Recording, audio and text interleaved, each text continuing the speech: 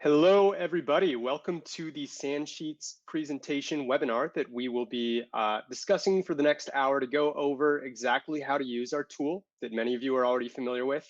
The Sansheets tool essentially allows you to pull any relevant access data for on-chain, social, development activity, any other type of metric that you may already be familiar with on our platform. We've got pretty much any of them available at your fingertips if you're a Sanbase Pro subscriber. Even if you're not, you may have access to many of our models, which we'll be going over today. And my job will be to try and teach you how to use it, to create your own, as well as comprehend many of our current models that we have available for our pro users in particular to use. Generally speaking, this is the kind of tool that you'll want to have at least a little bit of a background in Excel or Google Sheets yourself, because it does require that knowledge to compile data, make models, understand how to, do basic things like make a chart, or more intermediate things like doing comparisons and contrasting of different assets to each other. And we'll try to go over as much as we can today. I understand that many of you are absolute beginners, while others may be as brushed up as myself on how to create a polished, nice looking spreadsheet. And I'm going to do my best to try to appeal to everyone all at once. Apologies if it's too rudimentary at points. And for those of you who are very basic at this, apologies if it's a little too complex at times. I'm going to do my best to really try to split that middle ground, address as many questions as I can, and go over things, even if it takes a little longer than an hour. I really don't mind. I want to make sure that people have a good understanding of how to use this tool, because it really is one of the most revolutionary things, I think, that you can really do now that you have access to a platform like Santiment or any sort of data analysis for crypto. This is really a game changer in my mind, and I want to really convey that as much as I can during this webinar. So by all means, what I'll do is sort of kick things off with a few examples, explain how things work, explain how to get set up, and then answer questions as they come in. I've got Max and Gary, two other staff members from Santiment, who are standing by and checking out comments as they come in. So as I go over things, just make sure to tell me to slow down or stop, or give me some follow-up questions based on what I'm showing you, and we can do our best to address everything we see. Awesome. So as we can see here, we're starting on the sheets.santiment.net page. This is essentially the home base for where you want to get started. It's going to give you sort of an overview of what you can expect. You'll understand exactly where you can go to try. I'm not going to do this now, but I will show you that if I open this page, it's going to actually show my API. You don't see the whole thing. I'm not worried about you stealing my API, guys. But what this is going to do is allow you to connect your Sanbase Pro account to Google Sheets, so that you can actually make your own model or access any of our staff models, so that you can open at any time and update it yourself, or even make a copy and make your own modified version based on the assets that you like the most. I'm going to show you how to get started, and I'm going to do so by opening up our Academy. So many of you may already know about our Academy. It's basically the encyclopedia of all of our assets, all of our data, how to use Santiment and Sanbase, Sandata, Sansheets, and Santiment API. In this case, we're going to be looking at the academy.santiment.net/Sansheets/setting up page, and go through each step one by one. I'll make it quick because I do want to get to the models and stuff, but by all means, after the call, if you're having trouble getting yours set up, just let me know, and I'll do my best, along with a few of our staff members, to make sure we address it and get you up and running. Now, just remember, you've got to be a Sanbase Pro member. If you're a free member right now and a non-payer, you're not going to have an API right here to copy. It's going to tell you that you need a Sanbase Pro account in order to use it. So if I go back here, first thing you want to do is install Sansheets. In order to do so, all you've got to do is go to add-ons and get add-ons. I'll show these in a second, some actual models, but for the case of this example, that's not going to work. This one will work. You'll just go to add-ons, you'll go to get add-ons, and you will be essentially typing in Santiment, and the add-on should pop right up, and it'll just be labeled as Santiment data, which is the equivalent of Sansheets, and it's going to ask you to sign in and get you to verify that you're okay with Santiment data being pulled onto Google Sheets. And then you're going to be notified that it's installed, and you'll get a tooltip like this to let you know that you can use the add-on to access Santiment, etc. And then you're going to want to go to add-ons again, go to highlight Santiment data, and you're going to want to enable it. When you enable it, it's going to let you know that one more time, you can add all of this to get custom functions. Click OK. And then you'll just want to make sure that you add your API key. And that is as simple as going over here. As you can see, mine is already installed. Going over to Sansheets API key, I'm not going to view it, but I will basically validate that it works.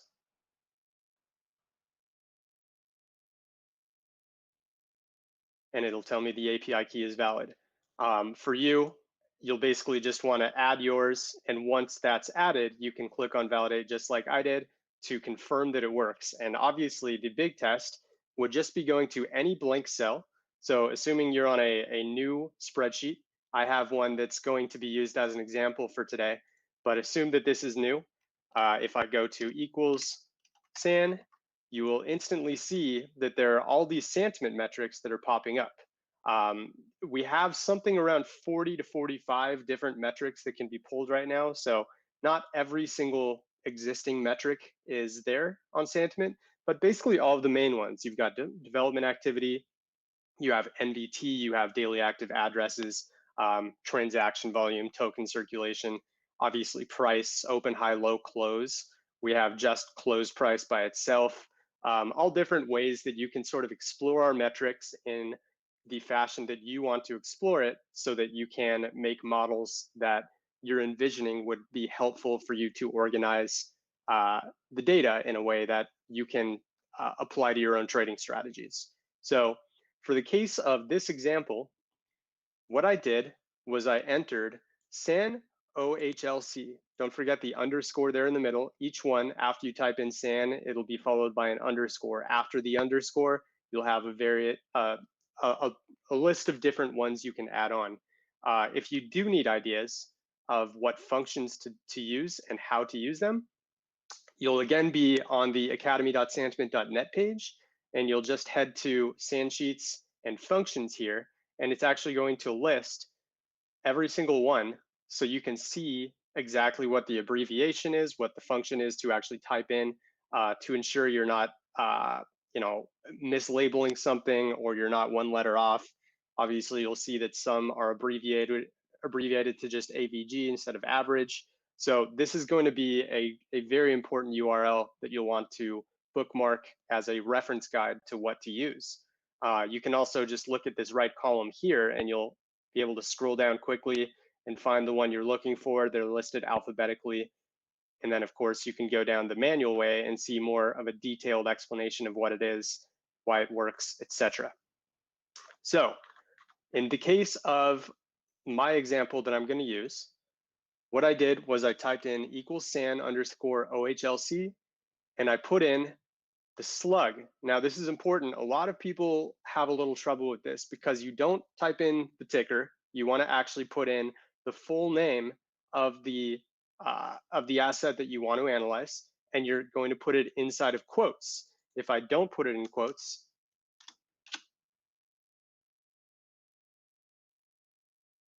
it's not going to show anything, right?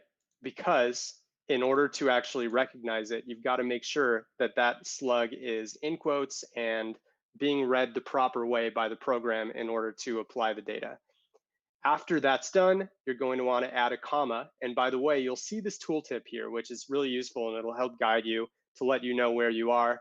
if you accidentally use like a parentheses instead of a comma, you're not going to be able to move forward in the formula until you get it exactly how they're suggesting right here. So make sure to follow the example to a T and you should get it. After the slug is entered, you'll want to put in the from date. In this case, I went a month back from today. So I have 2020, August 30th. And then for the to date, I have today's date, September 30th. And what this is doing is telling it to list each day vertically, one by one, until it reaches the current day. And obviously you'll notice that it's only going up to September 29th right now. The reason is that we haven't had a market close yet for the day. So if obviously we would have the open price, but we don't have the high or the low or the close because we don't have every minute of data coming in for September 30th. Until that happens, it's not going to show the final day here. And you can expect that that will usually be the case. Regardless, we still have 30 days of data here, and that's plenty to work with for some example charts that I can make. Now, one great way to start is to actually go to another tab. For those of you who don't know on Google Sheets, this plus icon right here will allow you to add a tab. I don't need one for now because I've already pre-compiled it for the purpose of time. And what I did was I entered the formula equals san underscore all underscore projects with 2 parentheses at the end. This allows me to see every single project that can be pulled from Santiment's API. And as you can see, there are a lot of them. In fact, we have about 1,751 at the time of this webinar. And what I can do here is now look at things like USD price, USD market cap, volume, etc. The only problem is they're in a pretty randomized order right now, and I wouldn't even know where to start to find Bitcoin unless, of course, I went here and said Control F. You'll see a search come up, and I can type in BTC. You'll see even in that case, we've got 17 results because we've got a whole lot of Bitcoin forks and related Bitcoin assets. So I want to make it something a little more specific, and I can say Control F in column C and just go Bitcoin. And again, a whole bunch of different ones pop up. So I'm realizing, okay, the search is not working too well. Maybe I've got to try something else. So now I'm going to try something where I actually make a helper table. And a helper table is essentially a copy of what we're seeing here, because this table that's being compiled all by this formula being entered can't really be modified. If I were to go here and say, create a filter, and then try to organize it by name, it doesn't work. You see how it tried for a second and then popped right back to where it was? That's because this is pre-compiled by our API and it can't be modified to be a manually organized table. So I'm going to take off that filter again, leave it how it is, and I'm going to try out a helper.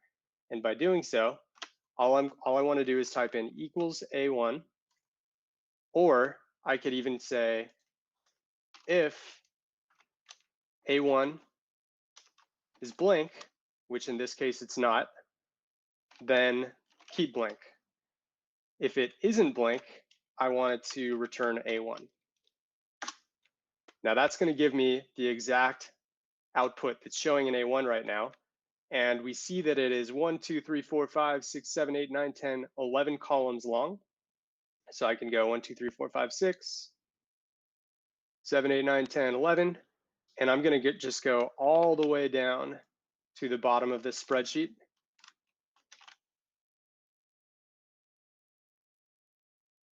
Command plus. Yep. And you also reminded me that I need a full screen. So thank you for that too. All right. So what we're doing now is we're looking at the helper table all the way down to the bottom. You'll notice these are blank, and that's because I used that formula that's not going to just return errors in these boxes, because we said if C 2216 is blank, then leave blank. And if we go over here, all of these are blank, right? So that helps out on that. But if we scroll up, oh, as I did that, don't worry about that. So now if I go up, I've got a helper column. So you're thinking, okay, now we can easily sort it, find exactly what the projects are in easy order, right? So if we go to format, excuse me, if we go to data, create a filter, and we try to alphabetize, still doesn't work. And now we're scratching our heads going, how can we possibly just sort a simple table that shows us what all of the projects are and find the ones that have the highest market cap, etc. Well, we've got to do one more step. I'm going to take off the table one more time, and we're going to go all the way down, highlight the whole table, copy it, and just paste the values only. So now that we pulled all of the data from the direct table, now all we've done is get rid of the formulas, so they're just showing the raw values instead. Now we have an actual static table that's being pulled based on the 1751, I believe, projects that we just looked at. And we can now go to data, create a filter, sort, and what do you know? We finally have it in alphabetical order, beginning with zero chain, going all the way down, and ending with Zynecoin. Now, what we can do from here is we can sort by market cap.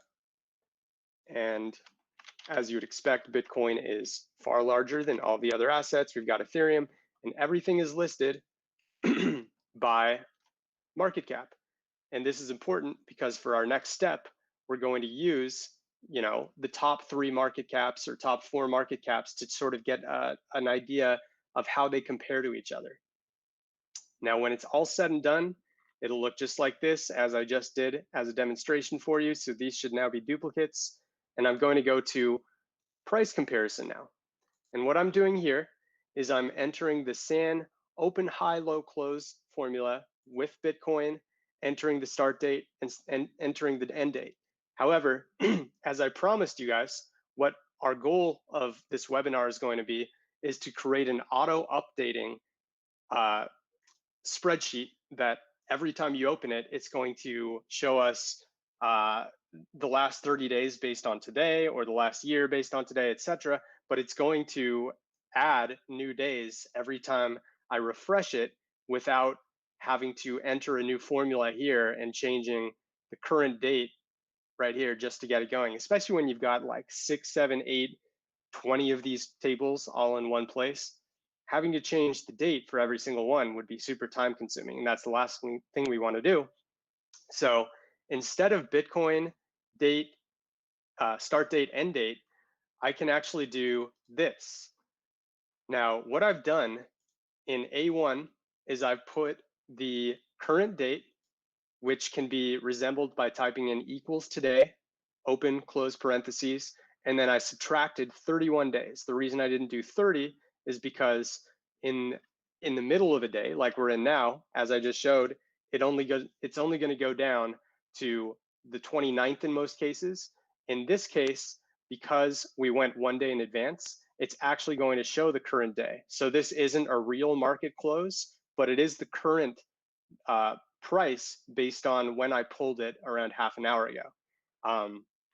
Some of you may prefer to only have full days. In that case, for your end day, you'll only want to put equals today without this +1.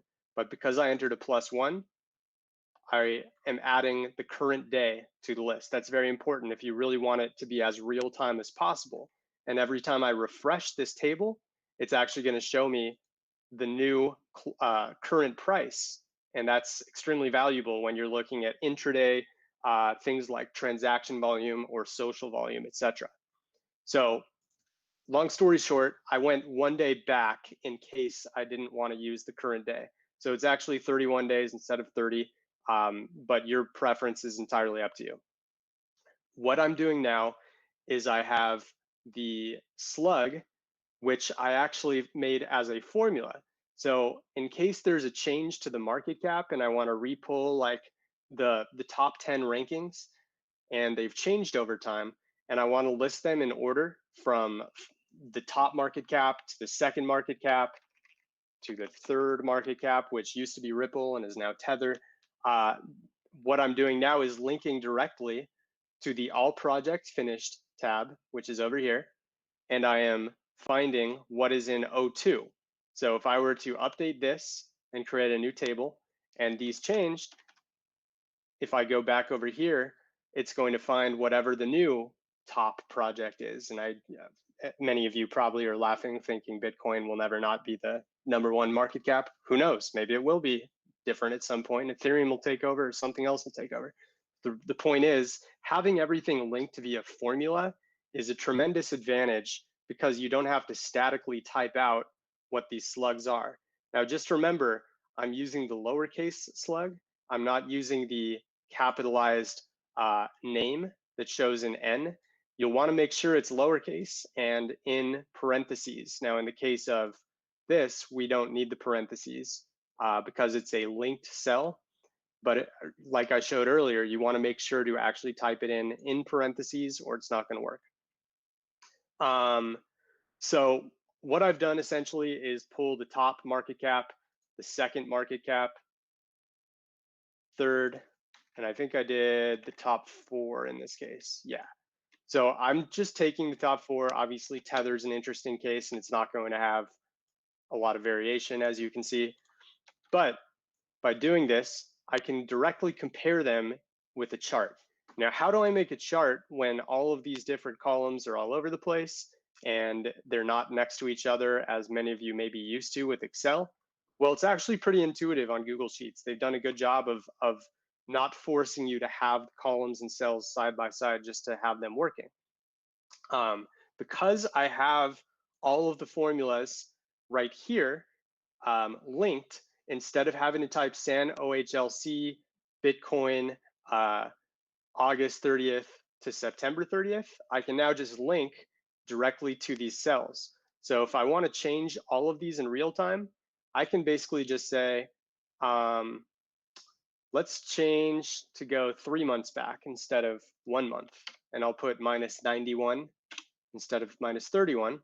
And you see all of these are loading together. And within just a few seconds, it's now pulled 3 months of data instead of 1, and it's going back to July 1st instead of, what was it, August 30th.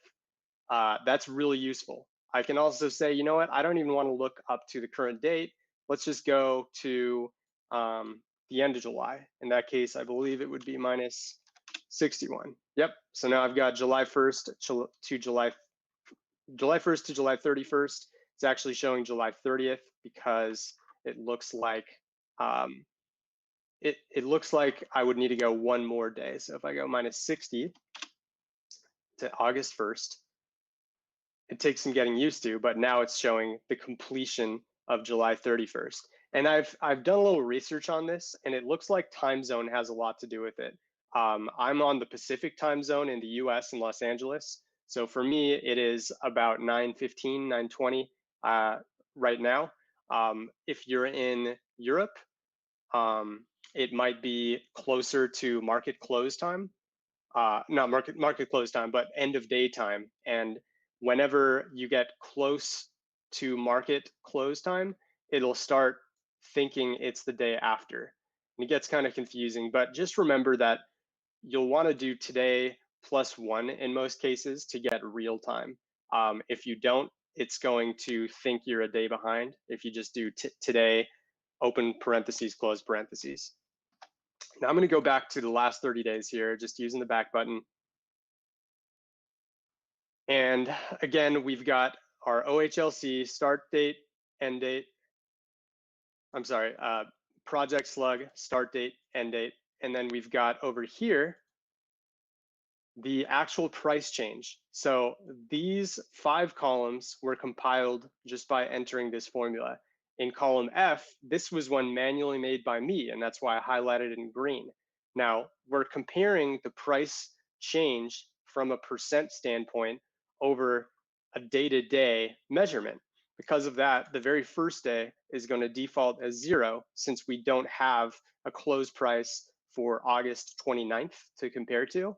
But beginning on August 30th, or August 31st, that is, I'm comparing the close price of the 31st divided by the 30th and subtracting 1, because if I don't subtract 1, it's going to show it as, I believe, 100.26%. And we don't want that for the purposes of percent change. You'll always want to subtract 1 at the end. Many of you, this may be rudimentary, but I really want to hammer home that this can be a big slip up for a lot of people that are trying to measure percent change day over day or month over month, etc. So because I'm doing this, you'll see that between the 30th and 31st, Bitcoin's price dropped about 0.25%. You'll see that there was a big drop on the 3rd, which many of you may painfully remember. I know that a lot of our team did. And, so on and so forth. All I had to do was start from here where I entered the formula and drag down to the appropriate cell. Now, if I go one more over, you'll notice that I entered a secondary formula. This is the MVRV ratio, which many of you may already be familiar with. What it does is measure the average return over the last 30 days in this particular formula and tell us whether they are above or below water. And 0% would be the break-even point. Anything negative is below, anything above means they're in the positive. Why is this important? Because we can measure what the actual price change on a percent day is versus the actual average returns of the average investor.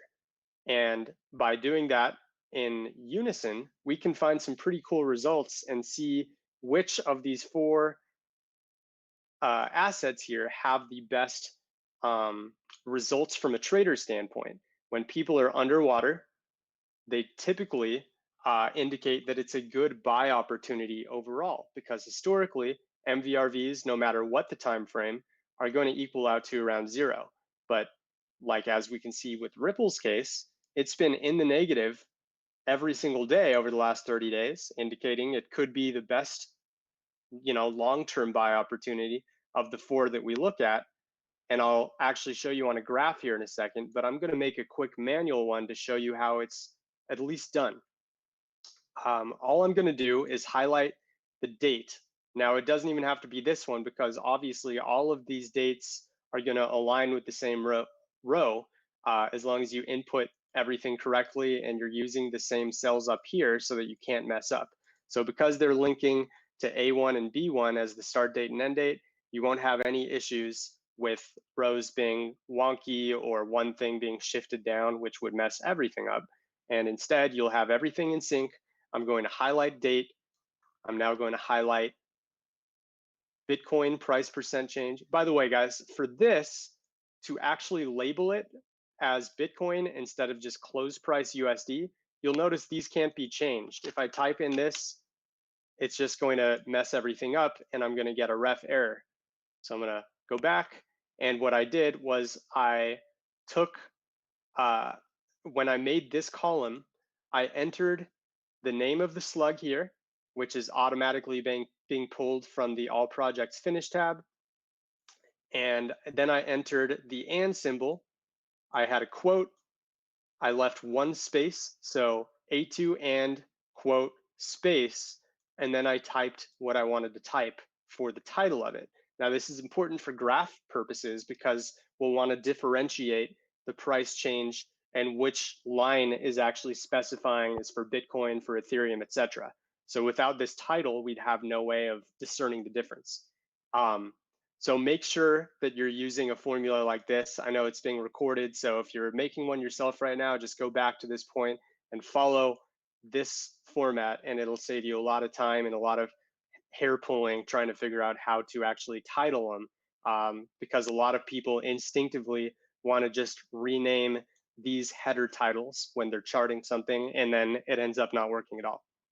So yeah, I'm going to highlight the date. I'm going to highlight Bitcoin price percent change, and then I'm going to highlight the others. Ethereum, as I misclick. Let's try one more time. Date, price percent change, price percent change, price percent change, and Ripple. Now I'm going to go to insert, I'm going to go to chart, and it's going to give me a mini chart like this. Now, what I'm going to do here is make it a little bigger. I'm going to go to customize, series, excuse me, I'm going to start at setup and go to combo chart. And now combo chart allows me to have a lot more flexibility with how I chart everything. I'm going to go to customize now, series, and I'm going to make them all columns. It looks like they don't like something here. What is it that they're confused by?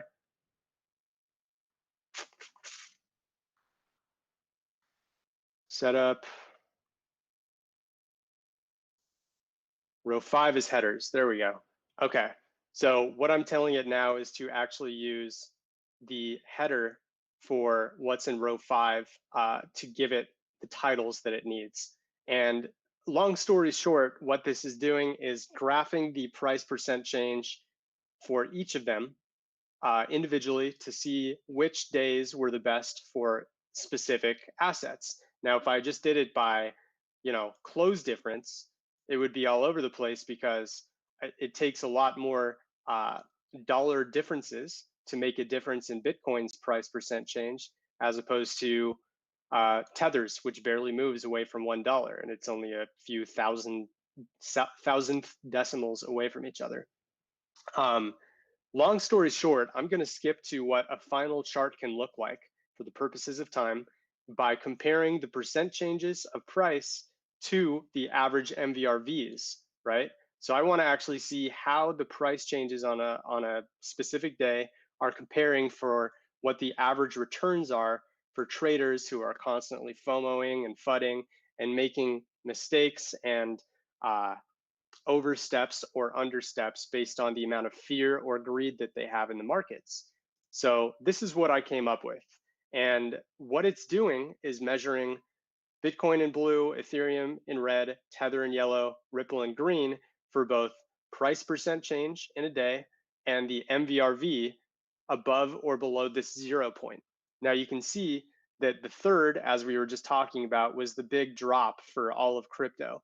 Bitcoin dropped -10, Ripple dropped negative almost 11, Ethereum dropped negative 12.4%-ish. And as you can see, Ethereum, for example, before that drop, they were at 13.6% above on average for returns, but the following 2 days had them go to 3.9% and then underwater.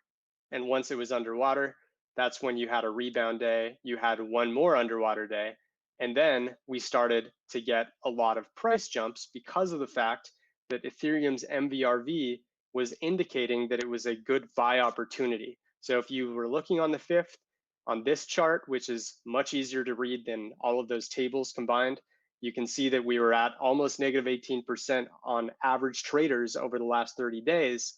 Therefore, in most scenarios, you're going to get price jumps, which we did with a huge plus 5.4 the next day, a couple down days, and then more big price jumps, 4%, 4.8, etc. So long story short, by combining all of these MVRVs together, we can see which of the assets that we pulled from, just 4 in this case. Tether obviously isn't really going to be very helpful in this case, but it's just an example. We can at least see between Bitcoin, Ethereum, and Ripple, which ones are most underwater for the average trader, and then compare how they reflected versus price percent change. Now, I'm going to show you our more advanced MVRV table that I made, I think 3-4 months ago. And this gives more of a direct comparison. I'm going to make this a little smaller here so you can see the chart.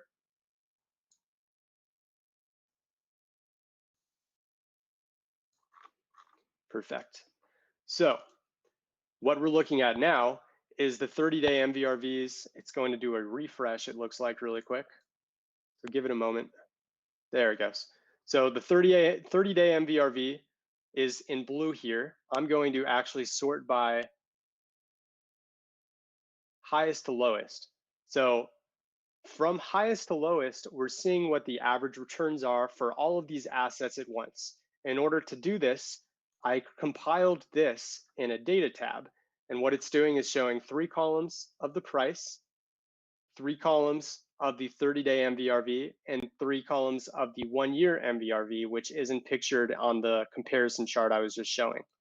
But for this chart, it's basically taking each of these 3 columns for Bitcoin, Ethereum, and I went all the way down for about 30 or so different projects in a super organized, 9-column fashion for each one, where all I did was basically just copy the Bitcoin one by linking everything to A1. So all I did was type in a different slug here and then measure today minus 91. So I'm taking the last 3 months and then linking it to C1, which is today's date. So if I wanted to refresh this or change the end date that was going on, all I would have to do was type in today plus 0 and then today plus, hit enter, and then today plus 1 again. I don't want it to refresh right now, so I'm not going to do it. Sometimes it'll take just a few seconds, but if it's a really complex spreadsheet you're making, it can take 3, 5, even 10 minutes, as I think the daily active address one does, closer to 10 minutes. So long story short, I like to have something here in yellow, and every time I want to refresh, instead of refreshing my entire browser, I just do today plus 0, hit enter, and then today plus 1, hit enter again, and it'll automatically refresh all the tables for up to the minute data for you. Now, I'm going to go back to this table one more time and show that the 30-day MVRVs are going in descending fashion. We can see that of the 20-something projects that I'm pulling right now, 6 of them are in the positive returns for 30-day traders. But as we go to engine and below, we can find that all of these are more opportunistic buys because the average traders have a negative sentiment toward them, and they're more likely to FUD out and give you better market price opportunities to buy in. On the right for each of these is their actual change over the last 30 days. So interestingly, we can see that average traders are actually much more ahead of what not OMI's Go, it's actually now called OMG Network, but we still have it labeled as OMI's Go, by the way. But for the OMG Network, the average trader is plus 9.5%, while the actual change is negative 19.3, which is interesting. In a lot of cases, you'll actually see that the actual change is going to be better over time. But right now, because a lot of people dropped out of altcoins before they dropped, the average returns are actually much better than the actual average trader returns are better than the actual market price returns, which is rare, and that's interesting. But what this is doing regardless is identifying which projects are going to be the best buy opportunities on a 30-day basis. We can also look at a chart like this. I'm going to make this a little smaller. And what we're seeing now is all of the 30-day MVRVs over the course of the last 9 months. It looks like a whole palette of different colors right now, but if you just go to the latest date and you highlight over here, you can see that exact same chart that I was looking at on comparison with OMG Network at the top and ELF down at the bottom. And this is a great way to identify where things stand. Anything above 0% is going to be a more risky opportunity, while anything below is a more opportunistic opportunity. You can also look at the 1 year. As I told you, I have that charted. And here you see a lot more spread and variation, and projects like Chainlink, Band, Lend, these are projects that over the last year have really surged and made the average profit for a lot of traders, above 300% for a few of these. So I think this is just one thing you can do with Sansheets. I think this happens to be a really helpful project that will give you an idea of which projects at any given time provide the best sentimental opportunities. Other examples. You know what, before I do that, Max and Gary, if you want to read any questions, hopefully there are at least 1 or 2, I would love to address some questions since we're at about 40 minutes after the hour right now. All good, Brian. Actually, one idea from Harvey Williams. Will there be a follow-up questions to this webinar? Would be good to have one so that we can ask some follow-up once we start using and a bit more familiar with these tools. Absolutely. Yeah. As far as follow-ups go, you guys can definitely ping me or just drop questions in the general chat, and you can say @Brian, and I'll make sure to see any questions you may have just by doing that. I'm even down to, if you're a pro trader, Sanbase Pro member, and you've got your own API key, I'm even down to hop on a quick call with you, check out the spreadsheet that you're working on, or you're checking out one of the ones that I made and you want some more clarification. I'll take 10, 20, 30 minutes and just walk you through what I think would be the best solution on your own spreadsheet, or give you some explanation on one of my own. So that's no problem at all, because I know for a fact that this kind of topic is not going to be covered sufficiently enough in 1 hour, no matter how hard I try. So yes. What else do we have? All right, good to go. I think that's it for now. Awesome. Okay, so I'll spend the rest of the time sort of showing off some of the current models that we have, how I came to create it. We have, something like this, which wasn't created by me, created by one of our former staff members named Jan, who I think is just super talented and had some really great ideas for models before he left the team. But this is a back test. Make this a little bigger. A back test to show what the best day of the week is to buy or sell. And he found that by entering this formula here, SAN prices, using cell C16, where he can easily change to any other project just by typing that in, and he can put in the start date, end date here, even the starting capital. He entered in 16, 17, and 18 here, Bitcoin, start date, end date, and it compiled everything from January 1st, 2017 to June 12th, 2019, about 2.5 years of data here. And he found the percent change in returns for every single day going into the next. And 5 of the 7 days are positive, while Thursday and Saturday are actually negative return days historically over those 2.5 years. And by finding that, he did an entire back test to see what would happen if you just buy on the positive days and sell right before the negative days start. And it was quite interesting. I believe, yeah.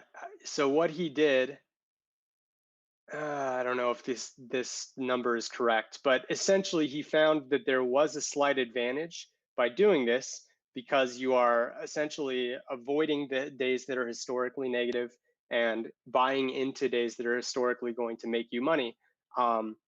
And it gave him like an actual percentage for how much he made versus just hodling the whole time. I think because this is about a year old, it's not going to give us the correct numbers here for formula reasons. But this is an example of something you can do that's really interesting, and you can share with the community. You can keep for yourself. We always encourage anyone who has the savvy to make a template like this to share with the community, and we'll definitely give our San fam the credit. We'll tweet about it. We'll link to your page or anything that you want promoted. We'll even reward with SAN tokens on occasion for exceptional work that we see, and talk about ways that we can work in a more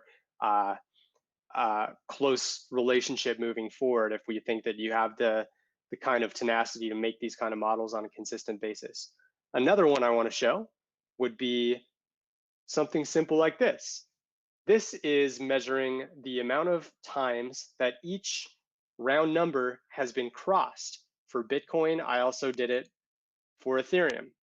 Now, in the case of Bitcoin, we're counting the amount of times that after market close, not just intraday, but on market closes specifically, there were 15 historic times when it went either above or back below the $1,000 close price. In yellow here, we're measuring the percent of time in Bitcoin's history that it has been above $1,000. So we're almost at 50% of the 11-ish years that Bitcoin's been in existence, where it's been above $1,000. Obviously, as we go down, this is going to slide, and each price is going to be lower than the last because time above threshold is going to be harder and harder to stay above the higher the price is. And then in red, we have the actual percent of time that it's between 1,000 and 2,000. And you can see that we actually have the highest number between 6,000 and 7,000, where it was stuck at this price for a lot of you who remember in late 2019, late 2018, that is. We had, no, it was late 2019.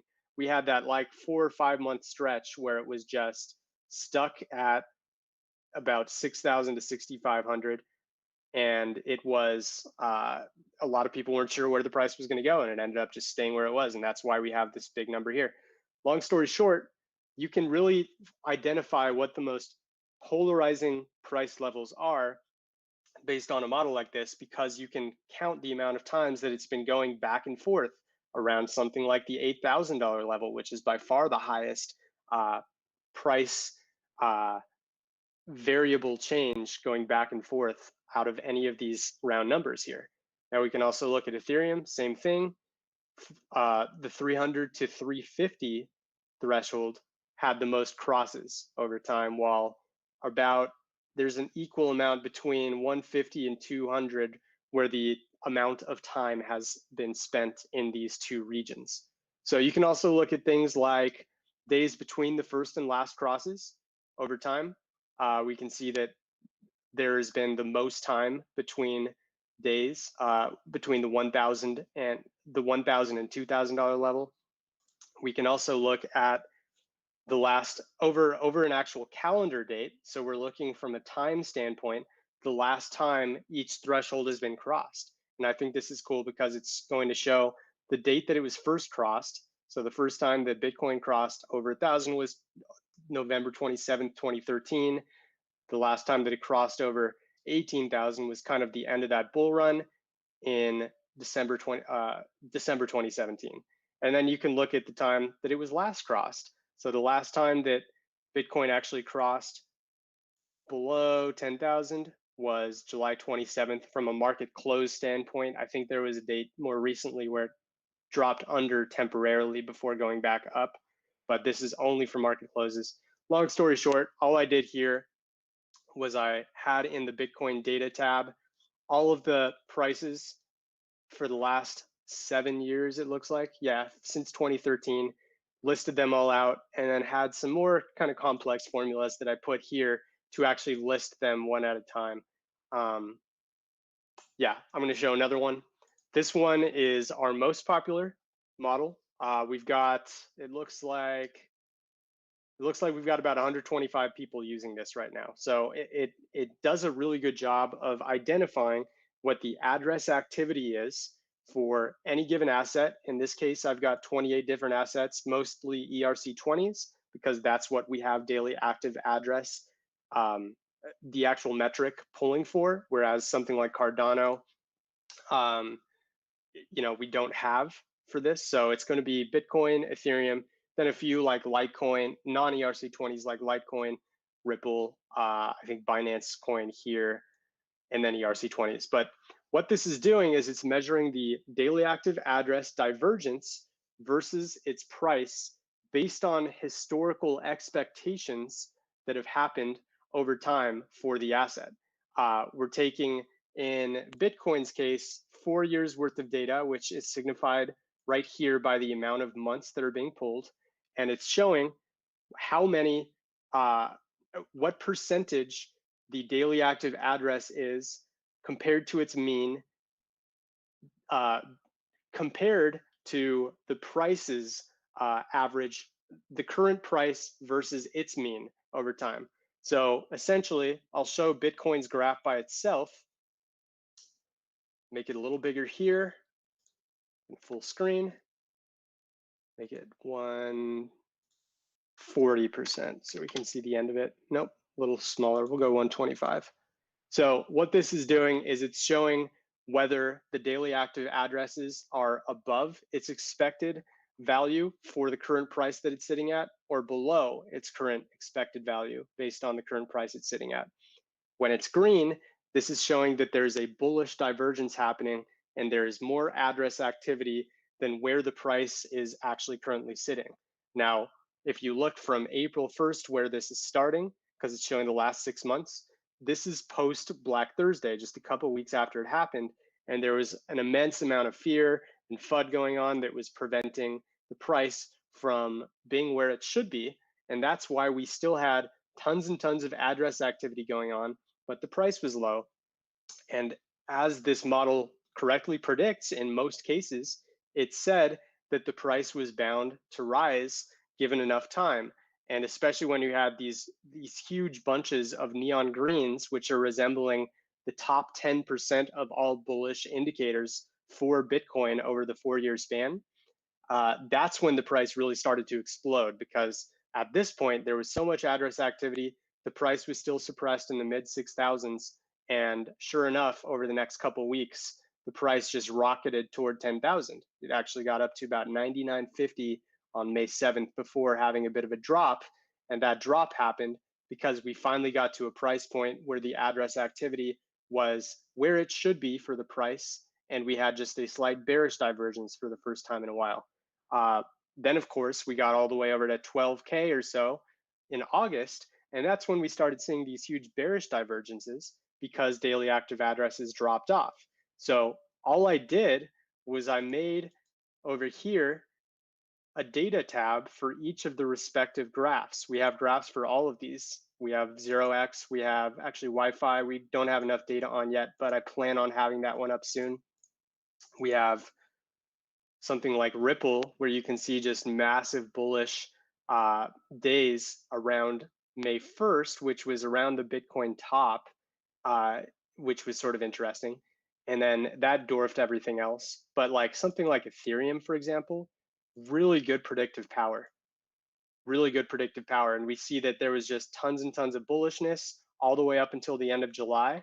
And as soon as it got to around that 400 level, we started getting a whole bunch of bearish signals saying we were a little too high. And sure enough, the price ended up correcting and dropping back down once we were in bearish territory. In fact, we're still in bearish territory now, but at least a little more mild compared to these neon reds. But what I did was I made in the data tab the open, high, low, close, just based on the specific start date and end date that's on each graph tab. And then I'm comparing it to, I'm sorry, the end date is right here, so that for all of those data tabs, anytime I want to refresh the whole thing, which I definitely don't want to do now because it's going to take a while, I'll just go +0 and then +1 again, and it'll refresh everything. Or I can alternatively just use the browser refresh, but sometimes that can be a little more unreliable. And I like to just keep the spreadsheet open without having to reload the entire table again. So all I did for Bitcoin was I compiled 4 years of data. I compiled 4 years of data for the price, and then 4 years of data for daily active addresses. And then I subtracted what the deviation was of the average daily active address on a given day by the average price on a given day, and found the difference. If it was negative, it's going to show bearish. If it's positive, it's going to show bullish, etc. And I did it for every single one. Some projects have less months than others. So like for many of these ERC20s, I have 2 years resembled by 24 months here instead of 4 years resembled by 48 months. Any more questions before I kind of start getting to the wrap up point and show a few more templates and then take this offline? Thanks, Brian. Mainly questions were addressed directly in chat. Most were like how to get access to your great spreadsheets and templates. Yeah, anyone who wants access, just let me know what your Sanbase Pro email address is, and we'll verify that you're on Sanbase Pro, add you to the template, and you'll be able to view only these templates whenever you want, and you'll see exactly what I see. Now, in the case of this one, for example, just be wary of the current date, because I'm the only one that can actually change like when it was last refreshed, and it's going to show me here. And if you refresh it on your own, it's still going to have it locked into when I refreshed. And so the projected daily active address divergence for the current date might be a little wonky. Everything else, though, will be accurate, and you can refresh and use it whenever you want. Pretty soon, this is going to be merged over directly onto Sanbase, along with a lot of my other models, so that it's easier for you guys to access. But Sansheets still won't be going anywhere, and you'll still be able to use it for your own purposes to make all sorts of analyses. And in the meantime, as long as you have Sanbase Pro, I will definitely hook you up. Just DM me or ping me in the general chat, and I will I'll add you to our growing list of people who love models like this one. What else you got, Gary? Looks like that's it for now. Very good. Okay. I'm gonna do a couple other miscellaneous pointers that I want to make sure you guys can remember for when you're making models like these. For starters, when you do, I'm definitely going to get off this one because this one's a very resource intensive. Where was it? This one. Okay. So when you do make a template on your own, just remember you can't have anything open up horizontally. It's always going to be vertically. So if I do sand prices and I do Ethereum date, I'll just say today -5 as the start date, and today +1 as the end date.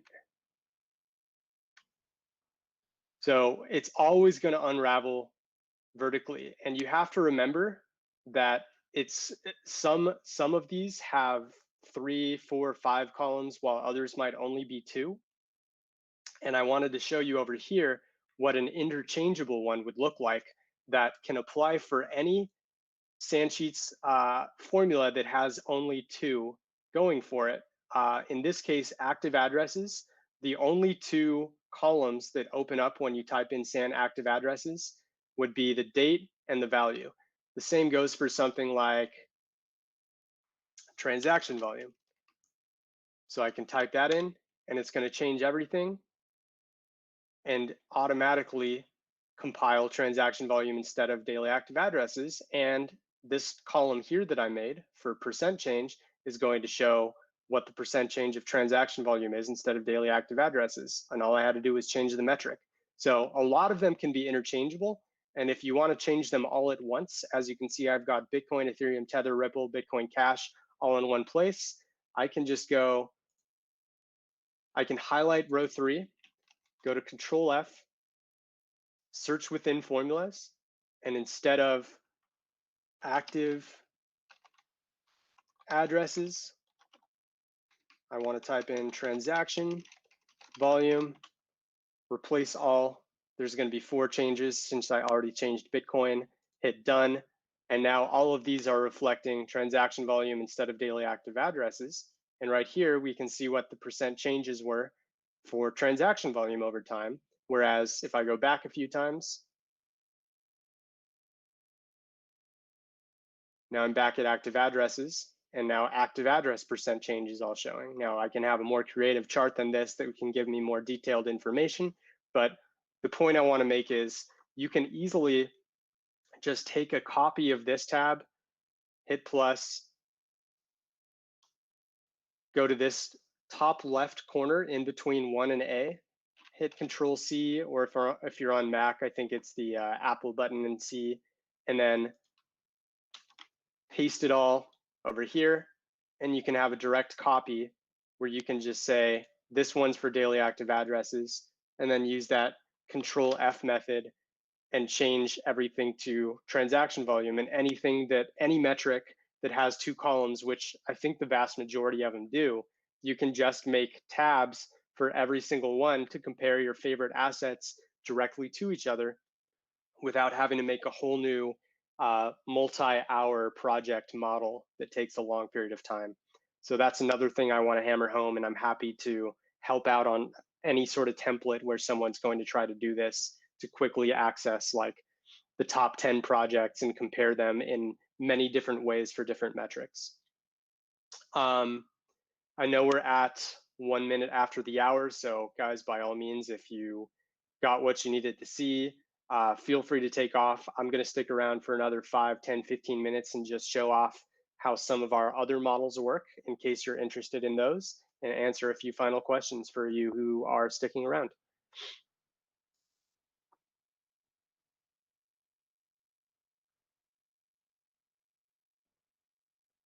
Yeah, Pacific time, it starts at 7 a.m. every Friday. For the European, like CET, I believe that would be 4 p.m. because they're 9 hours ahead of us. But yeah, 7 a.m. Pacific time every Friday. And Brian, actually, there's an interesting question. Maybe it's better fit for Friday stream, but still, can you show how can we identify potential reversals with Sansheets? Reversals. Yes, I would say that the best way to identify reversals would be through this. This is a token age consumed model.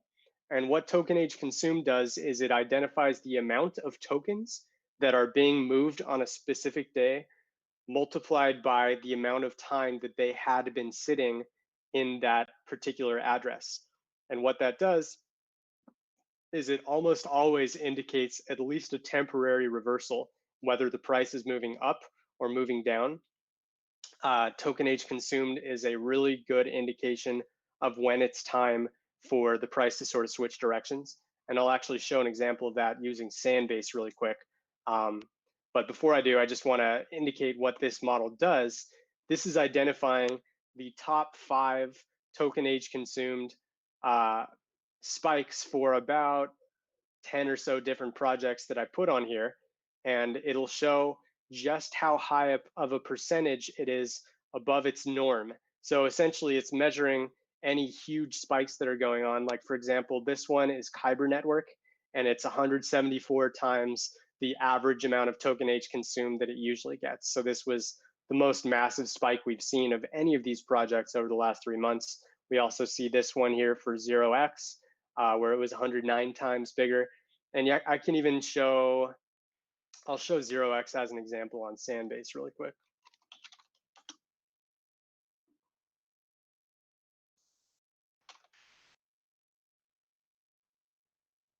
So 0x, I have the price open. I'm going to go to token age consumed isn't showing on search right now. I believe it's under network activity. You can simply type age consumed. Ah, that's why. Nope, not working. Age consumed. Oh, it's in the middle of the screen right now. Boom. Thank you very much. All right, so 0x, right? This is the latest spike that we saw over on our Sansheets template. And what it's showing is that when there's a spike, there's often going to be some sort of reversal happening. In the case of these 3 big spikes here, it happened right before a big reversal happened a couple days later on June 23rd. These 2 spikes here, they correlated right about at the top on July 7th, and then we saw a big retracement. We saw this one indicating more of a bottom forming on July 31st, as we could sort of indicate by the decline in price. This spike was indicating that there was going to be a rise happening soon. And about just 2-3 days later, it really took off. And once it did, we see another spike here. And this indicated a reversal that correlated perfectly with the top on August 21st. And then we had a huge decline here until we had our biggest spike, which was on September 17th. And this one actually sort of was a a false spike, it looks like, because it happened at the tail end of a drop. But I guess it could be argued that this was still a minor rise here, so it indicated that there was going to be another reversal happening. And then of course this one was more of a double top temporary reversal, but it wasn't a very big spike either. We can look at something like Bitcoin or Ethereum as well. We'll check out how Ethereum looks with token H consumed. This is over the past 6 months, by the way. So yeah, Ethereum does a really good job of identifying like a big spike like this correlating with a drop. Let me F11 here really quick. So yeah, that one correlated with the drop. This one correlated with a big drop right after. This one had a whole bunch of pretty big token H consumed spikes that all indicated that it was dropping. Let's see if we can find one that correlated with the bottom instead. This one, not bad. Actually, yeah, the biggest one we had correlated with a temporary bottom, and it happened when the price dropped to about 360 and a lot of tokens were moved right here. They were probably older tokens that hadn't been moved in a while, and that sort of foreshadowed a rise back up to about 390 before it inevitably dropped again, and we had another spike right before it bottomed out, and that was our last big spike really, and now we're in the 350 to 360 range once again. Hopefully that answers your question. The other identifier for identifying reversals is social volume. And this one does a great job as well of seeing when, from a sentiment standpoint, the crowd is getting too bullish or too bearish based on extreme movements in price. You can see this one was our biggest social volume spike, and it happened right at the top, right before, it looks like the day before the local top happened. And after the FOMO was basically at peak levels, which is measured by social volume, which indicates the amount of discourse happening on a combination of Reddit, Telegram, Twitter, Discord, and other pro traders chat rooms. This basically indicated that the level of chatter was so high and it correlated with a big rise that it was bound to end up bull trapping a lot of people. And sure enough, we went from a close of about 429 there to 378 before it finally rebounded. And it rebounded because the amount of chatter was all the way down here at, it looks like, about 1 month low levels. And when it's at a 1 month low, that's actually a good sign that an asset is starting to be ignored and a bullish reversal can begin to occur. And as you can see, another bull trap happened here when we had our last big spike right on September 1st. And that one correlated with the actual year high. It actually got up to about 485, I believe. The close was 482. And that indicated a major drop off was happening, sort of foreshadowed by the fact that it was being discussed at too frequently of a level. You can also compare the social volume outliers at any given time by going to sand trends. And oftentimes, it looks like right now everything is about the debates, but you'll usually see at least a few assets like Moons or Moon or Flamingo, which was a big popular one last week, and a few others that will show you that there's an outlier in the amount of social volume happening compared to its norm. And I actually pulled for another model, I pulled what the emerging trends patterns were in terms of how often various projects showed up on the top 10 here. Typically, when a project shows up on the top 10, particularly in the top 3, that's an indication that a price top is forming, because more often than the alternative scenario, you'll see assets showing up in the top 3 when the asset is surging or decoupling from Bitcoin, or even Bitcoin itself might be on a surge itself and it's being talked about too much. And that usually leads, based on a backtest we did, to about a 9% drop on average over the next 12 days after it shows up in the top 3. So keep that in mind. If Biden was an asset, he'd be dropping right now, right?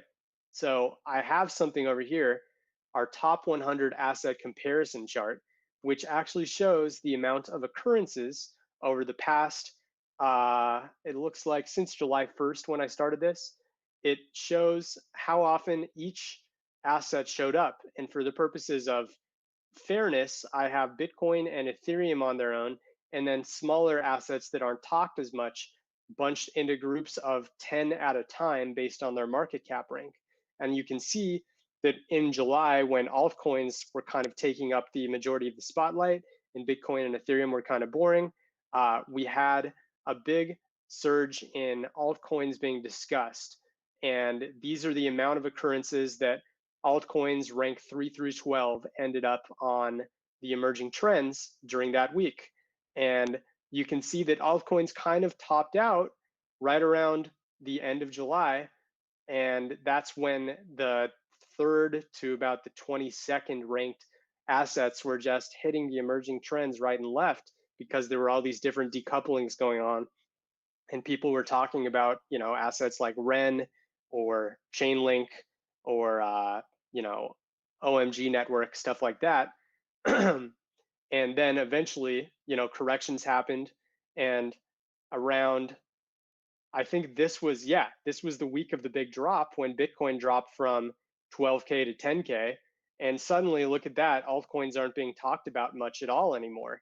And Bitcoin is getting all the attention. And you may think that this is kind of a hindsight indicator, but it's really not. What you want to be doing is watching for when occurrences like this happen or this happen and Bitcoin, Ethereum are being ignored. And you'll know that a top is probably coming up. In this case, it took I don't know, I think this was kind of a temporary retracement at the end of July, but about a month after, that's when you really started to see that the trend was just getting a little too overwhelmingly in favor of alts. And then the correction happened and altcoins just got decimated during this week. And after that, we even had an interesting week last week where Ethereum was the only asset of these top 50 or so assets that were in the emerging trends. And that was very interesting. But yeah, this is one sort of reversal kind of metric that you can use by relying on what's happening on the emerging trends page. So yeah, I don't want to go too much more into that question, but hopefully that's a sufficient explanation. Token age consumed, social volume, social dominance, which is the percent of discourse that's being dedicated to a particular asset, and then emerging trends is another good way to go. Anything else you're seeing there, Gary? Thanks, Brian. And maybe the final question would be, what would you recommend, Brian, as the best model to use? Best model, I would presume that they're asking in terms of price prediction and overall kind of reliability for where prices may be heading. This is obviously not investment advice. This is by no means going to be a perfect model, but the DAA price divergence, I think, has the most popularity for the reason that it's the most reliable way to analyze where prices are going to head in the near future, because it's using such an objective kind of formula to identify the amount of actual address activity, which is one of the most important identifiers to show where a price should be going.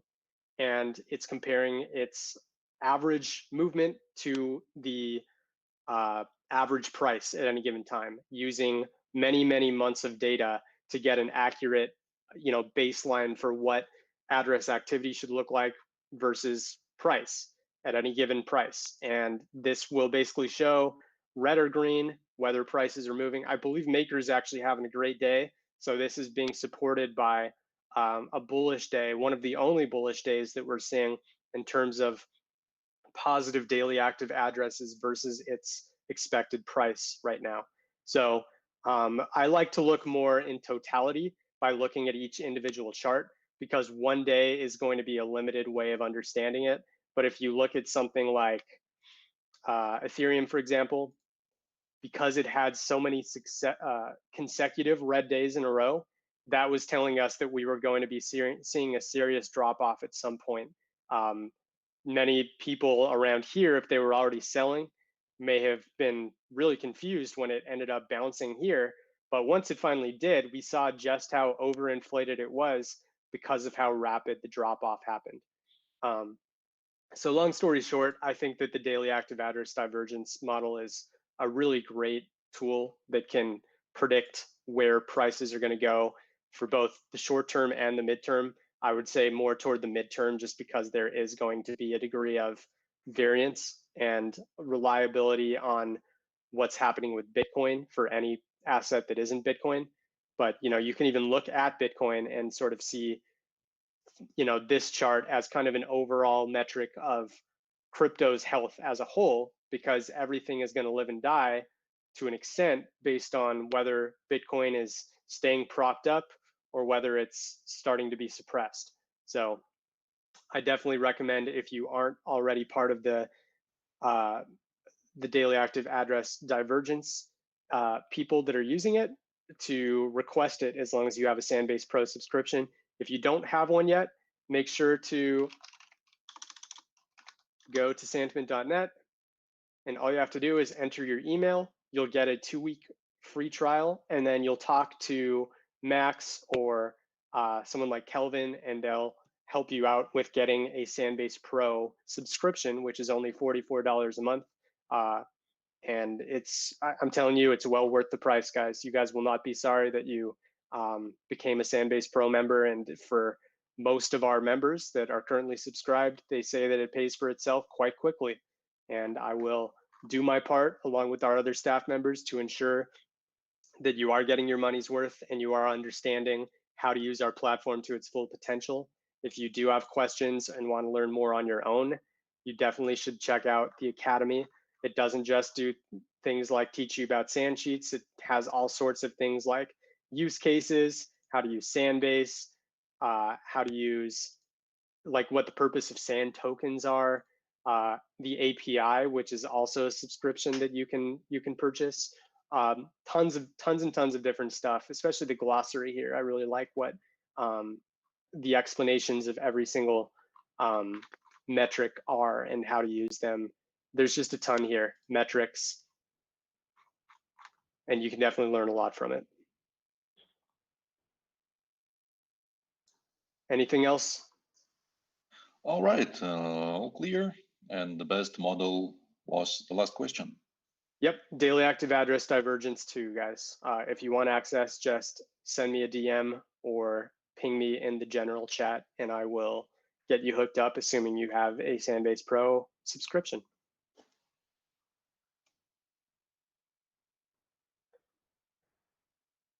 All right, guys. Well, I will stop it here. By all means, if you have more questions, I will be around today to have more conversations with you lovely people. I think you guys are great, and I really appreciate you jumping on the call with me today to learn about Sansheets and a few other things. And we will be glad to get you hooked up with Sanbase Pro to ensure that you are getting everything that you possibly can get out of our platform. And I will be putting up some more tweets today to let you know what's happening in the markets, and we will talk to you all very soon. Gary and Max, thanks so much for joining me today, and I appreciate your help in getting the stream smoothly running and all of the comments relayed over to me. Thanks, Brian. It was a pleasure. It's been great, guys. You all take care. Take care. Bye.